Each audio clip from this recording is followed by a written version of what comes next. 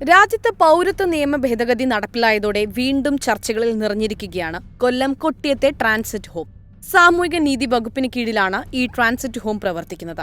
പക്ഷേ പൗരത്വ ഭേദഗതി വീണ്ടും ചർച്ചയായതോടെ രാജ്യത്ത് ആദ്യം തുറന്ന കോൺസെൻട്രേഷൻ ക്യാമ്പ് എന്ന നിലയിലാണ് BJP പ്രചാരണം. ഈ വിഷയത്തിൽ കെ സുരേന്ദ്രൻ പറഞ്ഞത് ഇങ്ങനെയാണ്.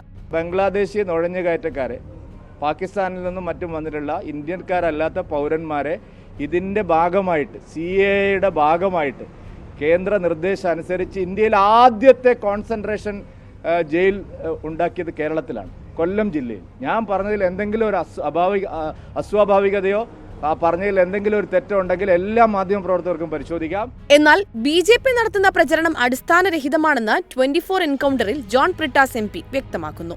2012 മുതൽ, അതായത് രണ്ടാം UPA ഗവൺമെന്റിൽ മുല്ലപ്പള്ളി രാമചന്ദ്രൻ ആഭ്യന്തര സഹമന്ത്രിയാവുമ്പോൾ അദ്ദേഹം പാർലമെന്റിൽ നടത്തിയിട്ടുള്ള മറുപടികളും പ്രസ്താവനകൾ എൻ്റെ കയ്യിലുണ്ട്. കേന്ദ്ര സർക്കാരിൻ്റെ ആവശ്യപ്രകാരം അന്നത്തെ ഉമ്മൻചാണ്ടി സർക്കാർ യോഗം ചേർന്നാണ് ഈ ഡിറ്റൻഷൻ സെൻറ്റർ സംബന്ധിച്ചുള്ള തീരുമാനങ്ങൾ എടുക്കുന്നത്.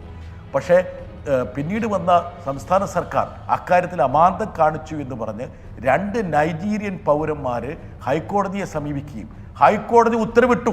2 നൈജീരിയൻ പൗരന്മാർ പോകാനെന്താ കാരണം? അവരുടെ ഈ ശിക്ഷാ കാലയളവ് കഴിഞ്ഞ് അവർക്ക് എങ്ങോട്ട് പോകാനില്ല.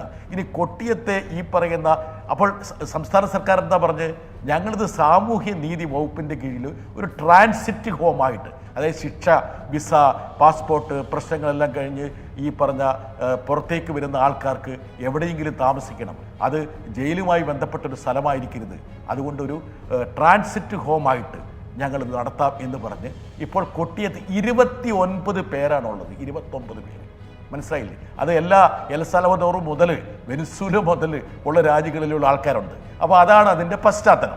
കൊല്ലം കൊട്ടിയത്തെ ട്രാൻസിറ്റ് ഹോം ഹൈക്കോടതി ഉത്തരവ് പ്രകാരമാണ് പ്രവർത്തിക്കുന്നതെന്നാണ് സർക്കാർ നൽകുന്ന വിശദീകരണം. കൊട്ടിയത്ത് നിന്ന് മയ്യനാട്ടേക്കുള്ള റോഡിൽ വാടക കെട്ടിടത്തിലാണ് കേന്ദ്രത്തിന്റെ പ്രവർത്തനം. 2022 നവംബർ അവസാനമായിരുന്നു ഉദ്ഘാടനം. ശിക്ഷാ കാലാവധി കഴിഞ്ഞ് ജയിൽ മോചിതരാകുന്ന വിദേശികൾ, പരോളിലുള്ള വിദേശികൾ, വിസ, പാസ്പോർട്ട് കാലാവധി തീർന്ന ശേഷവും രാജ്യത്ത് തങ്ങുന്നവർ എന്നിവരാണ് താമസക്കാർ. നൈജീരിയൻ പൗരൻ ഉൾപ്പെടെയുള്ളവരുണ്ട് ഇവിടെ താമസക്കാരായി.